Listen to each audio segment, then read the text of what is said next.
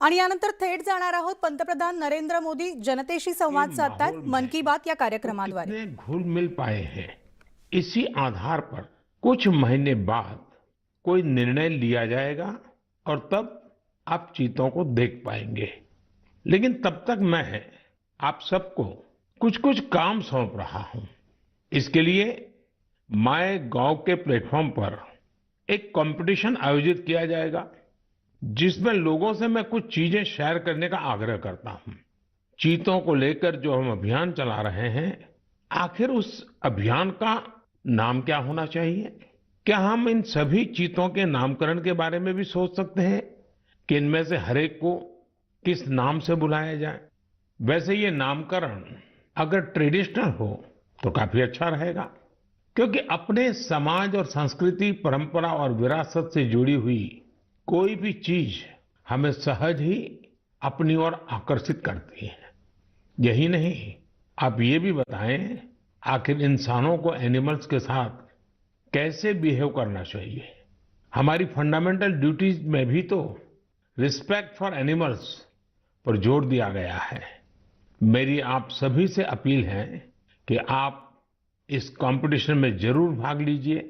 क्या पता इनाम स्वरूप चीते देखने का पहला अवसर आपको ही मिल जाए। मेरे प्यारे देशवासियों, आज 25 सितंबर को देश के प्रखर मानवतावादी, चिंतक और महान सपूत दीनदयाल उपाध्याय जी का जन्मदिन मनाया जाता है। किसी भी देश के युवा जैसे जैसे अपनी पहचान और गौरव पर गर्व करते हैं, उन्हें अपने मौलिक विचार और दर्शन उतने ही आकर्षित करते हैं।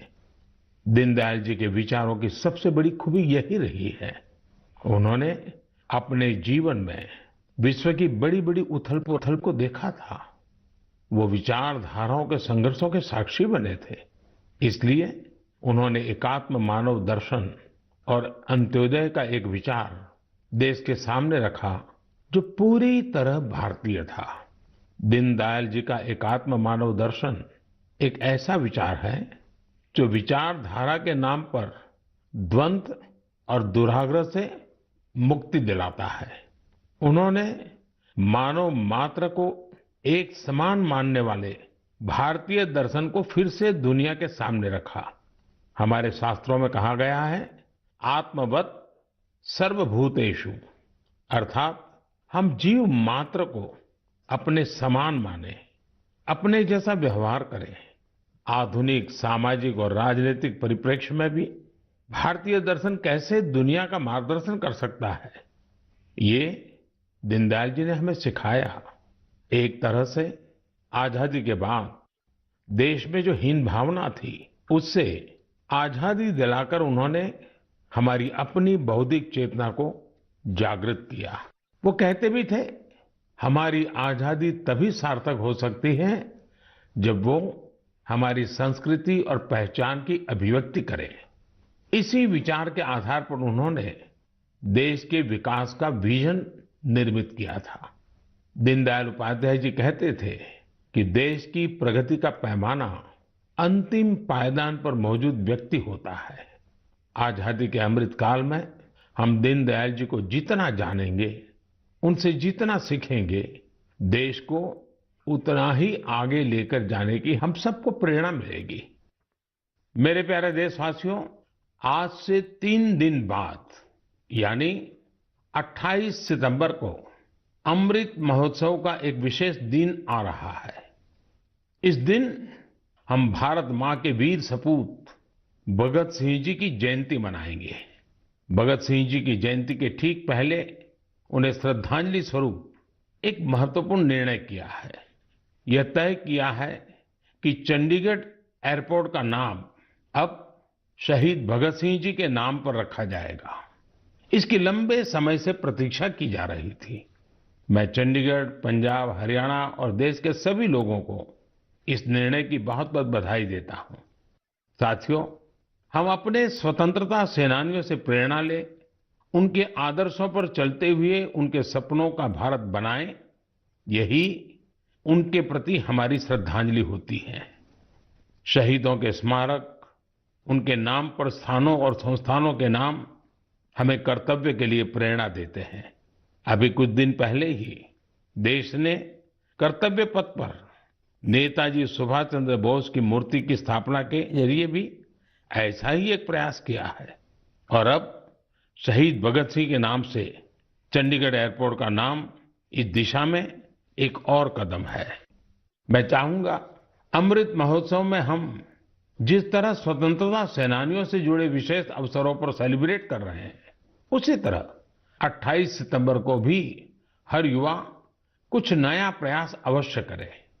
वैसे मेरे प्यारे देशवासियों, आप सभी के पास 28 सितंबर को सेलिब्रेट करने की एक और वजह भी है। जानते हैं क्या है? मैं सिर्फ 2 शब्द कहूंगा, लेकिन मुझे पता है आपका जोश 4 गुना ज्यादा बढ़ जाएगा। ये 2 शब्द हैं सर्जिकल स्ट्राइक। बढ़ गया ना जोश? हमारे देश में अमृत महोत्सव का जो अभियान चल रहा है, उन्हें हम पूरे मनोयोग से सेलिब्रेट करें, अपनी खुशियों को सबके साथ साझा करें। मेरे प्यारे देशवासियों, कहते हैं जीवन के संघर्षों से तपे हुए व्यक्ति के सामने कोई भी बाधा टिक नहीं पाती। अपनी रोजमर्रा की जिंदगी में हम कुछ ऐसे साथियों को भी देखते हैं जो किसी ना किसी शारीरिक चुनौती से मुकाबला कर रहे हैं। बहुत से ऐसे भी लोग हैं जो या तो सुन नहीं पाते या बोलकर अपनी बात नहीं रख पाते। ऐसे साथियों के लिए सबसे बड़ा संबल होती है साइन लैंग्वेज। लेकिन भारत में बरसों से एक बड़ी दिक्कत ये थी कि साइन लैंग्वेज के लिए कोई स्पष्ट हाव भाव तय नहीं थे, स्टैंडर्ड्स नहीं थे। इन मुश्किलों को दूर करने के लिए ही वर्ष 2015 में Indian sign language research and training centre की स्थापना हुई थी। मुझे खुशी है कि ये संस्थान अब तक 10,000 वर्ड्स और एक्सप्रेशंस की डिक्शनरी तैयार कर चुका है। 2 दिन पहले यानी 23 सितंबर को साइन लैंग्वेज डे पर कई स्कूली पाठ्यक्रमों को भी साइन लैंग्वेज में लॉन्च किया गया है। साइन लैंग्वेज के तय स्टैंडर्ड को बनाए रखने के लिए राष्ट्रीय शिक्षा नीति में भी काफी बल दिया गया है। साइन लैंग्वेज की जो डिक्शनरी बनी है, उसके वीडियो बनाकर भी उनका निरंतर प्रसार किया जा रहा है। YouTube पर कई लोगों ने, कई संस्थानों ने इंडियन साइन लैंग्वेज में अपने चैनल शुरू कर दिए हैं। यानी 7-8 साल पहले साइन लैंग्वेज को लेकर जो अभियान देश में प्रारंभ हुआ था, अब उसका लाभ लाखों मेरे दिव्यांग भाई बहनों को होने लगा है। हरियाणा के रहने वाली पूजा जी तो इंडियन साइन लैंग्वेज से बहुत खुश हैं। पहले वो अपने बेटे से ही संवाद नहीं कर पाती थी, लेकिन 2018 में साइन लैंग्वेज की ट्रेनिंग लेने के बाद माँ बेटे दोनों का जीवन आसान हो गया है। पूजा जी के बेटे ने भी साइन लैंग्वेज सीखी और अपने स्कूल में उसने स्टोरी टेलिंग में प्राइज जीतकर भी दिखा दिया। इसी तरह टिंका जी की 6 साल की एक बिटिया है जो सुन नहीं पाती है। टिंका जी ने अपनी बेटी को साइन लैंग्वेज का कोर्स कराया था, लेकिन उन्हें खुद साइन लैंग्वेज नहीं आती थी। इस वजह से वो अपनी बच्ची से कम्युनिकेट नहीं कर पाती थी। अब टिंका जी ने भी साइन लैंग्वेज की ट्रेनिंग ली है और दोनों माँ बेटी अब आपस में खूब बातें किया करती हैं। इन प्रयासों का बहुत बड़ा लाभ केरला की मंजू जी को भी हुआ है। मंजू जी जन्म से ही सुन नहीं पाती है। इतना ही नहीं, उनके पेरेंट के जीवन में भी यही स्थिति रही है।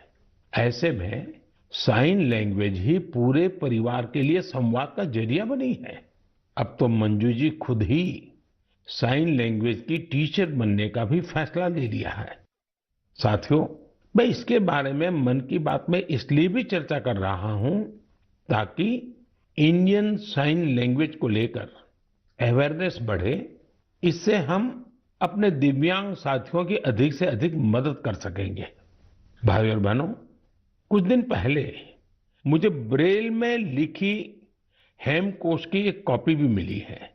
हेमकोश असमिया भाषा की सबसे पुरानी डिक्शनरीज में से एक है। यह 19वीं शताब्दी में तैयार की गई थी। इसका संपादन प्रख्यात भाषाविद हेमचंद्र बरुआ जी ने किया था। हेमकोश का ब्रेल एडिशन करीब 10,000 पन्नों का है और यह 15 वॉल्यूम से भी अधिक में प्रकाशित होने जा रहा है। इसमें 1 लाख से भी अधिक शब्दों का अनुवाद होना है। मैं इस संवेदनशील प्रयास की बहुत सराहना करता हूं। इस तरह के हर प्रयास दिव्यांग साथियों का कौशल और सामर्थ्य बढ़ाने में बहुत मदद करते हैं। आज भारत पैरा स्पोर्ट्स में भी सफलता के परचम लहरा रहा है। हम सभी कई टूर्नामेंट्स में इसके साक्षी रहे हैं। आज कई लोग ऐसे हैं जो दिव्यांगों के बीच फिटनेस कल्चर को जमीनी स्तर पर बढ़ावा देने में जुटे हैं। इससे दिव्यांगों के आत्मविश्वास को बहुत बल मिलता है। मेरे प्यारे देशवासियों, मैं कुछ दिन पहले सूरत की एक बिटिया अन्वी से मिला। अन्वी और अन्वी के योग से मेरी वो मुलाकात इतनी यादगार रही है कि उसके बारे में मैं मन की बात के सभी श्रोताओं को जरूर बताना चाहता हूं। साथियों, अन्वी जन्म से ही डाउन सिंड्रोम से पीड़ित है और वो बचपन से ही हार्ट की गंभीर बीमारी से भी जूझती रही है।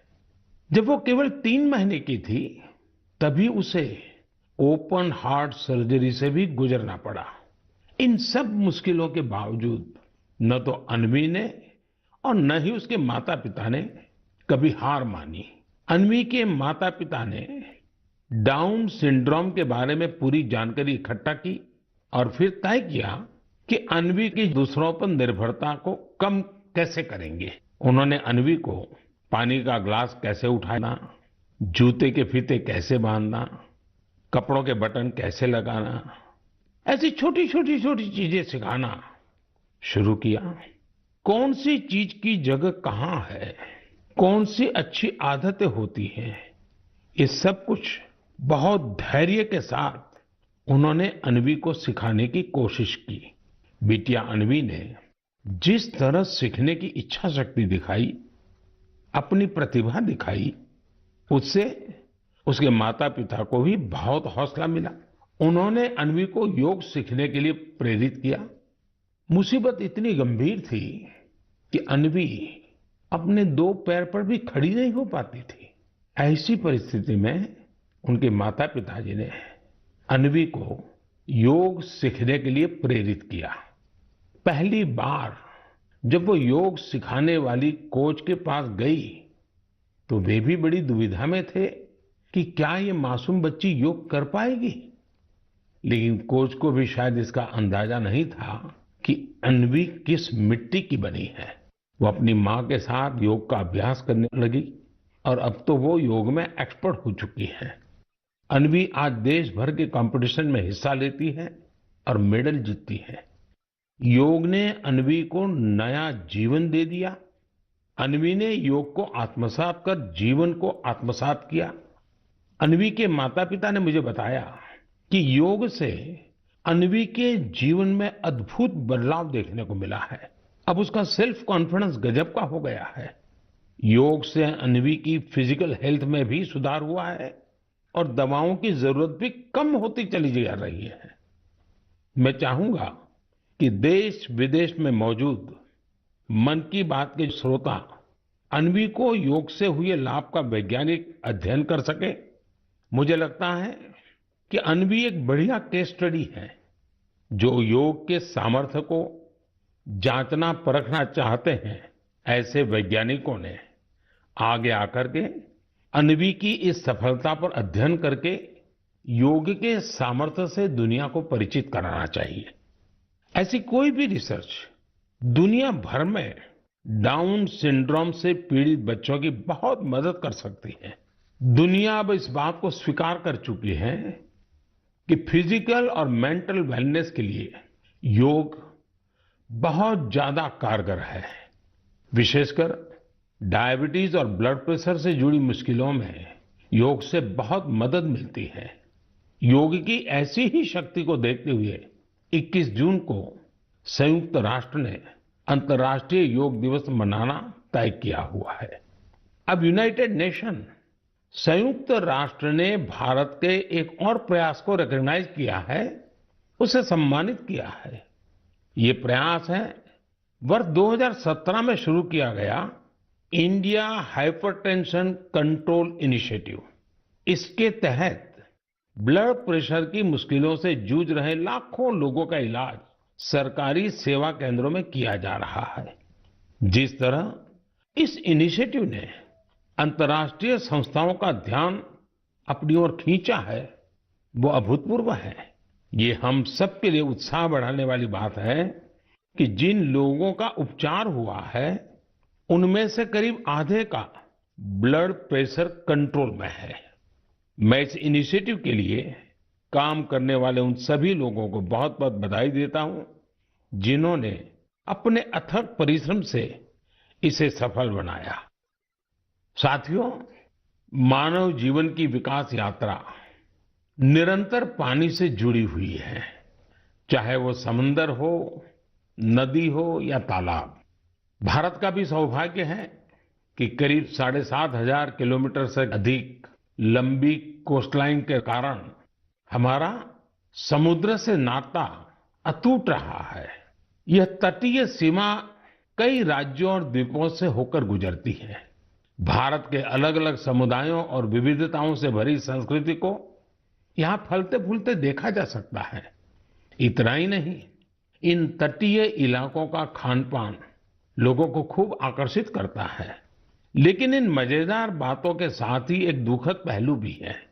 हमारे ये तटीय क्षेत्र पर्यावरण से जुड़ी कई चुनौतियों का सामना कर रहे हैं। क्लाइमेट चेंज मरीन इकोसिस्टम के लिए बड़ा खतरा बना हुआ है, तो दूसरी ओर हमारे बीचीज पर फैली गंदगी परेशान करने वाली है। हमारी यह जिम्मेदारी बनती है कि हम इन चुनौतियों के लिए गंभीर और निरंतर प्रयास करें। यहां मैं देश के तटीय क्षेत्रों में कोस्टल क्लीनिंग की एक कोशिश, स्वच्छ सागर सुरक्षित सागर, इसके बारे में बात करना चाहूंगा। 5 जुलाई को शुरू हुआ यह अभियान बीते 17 सितंबर को विश्वकर्मा जयंती के दिन संपन्न हुआ। इसी दिन कोस्टल क्लीन अप डे भी था। आजादी के अमृत महोत्सव में शुरू हुई यह मुहिम 75 दिनों तक चली। इसमें जन भागीदारी देखते ही बन रही थी। इस प्रयास के दौरान पूरे 2.5 महीने तक सफाई के अनेक कार्यक्रम देखने को मिले। गोवा में एक लंबी ह्यूमन चेन बनाई गई। काकीनाडा में गणपति विसर्जन के दौरान लोगों को प्लास्टिक से होने वाले नुकसान के बारे में बताया गया। एनएसएस के लगभग 5,000 युवा साथियों ने तो 30 टन से अधिक प्लास्टिक एकत्र किया। ओडिशा में 3 दिन के अंदर 20,000 से अधिक स्कूली छात्रों ने प्रण लिया कि वे अपने साथ ही परिवार और आसपास के लोगों को भी स्वच्छ सागर और सुरक्षित सागर के लिए प्रेरित करेंगे। मैं उन सभी लोगों को बधाई देना चाहूंगा जिन्होंने इस अभियान में हिस्सा लिया। इलेक्टेड ऑफिशियल्स, खासकर शहरों के मेयर और गांवों के सरपंचों से जब मैं संवाद करता हूं, तो ये आग्रह जरूर करता हूं कि स्वच्छता जैसे प्रयासों में लोकल कम्युनिटीज और लोकल ऑर्गनायझेशन्स को शामिल करें। तर पंतप्रधान नरेंद्र मोदी हे मन की बात या आपल्या कार्यक्रमाच्या माध्यमातून देशवासियांशी संवाद साधतात आणि त्याचे सगळे मुद्दे जे आहेत ते आपण इतरही बुलेटिनमध्ये पाहणार आहोत। मात्र वेळ झाली आता इथेच थांबण्याची। ताज्या घडामोडींसाठी तुम्ही पाहत राहा न्यूज 18 लोकमत।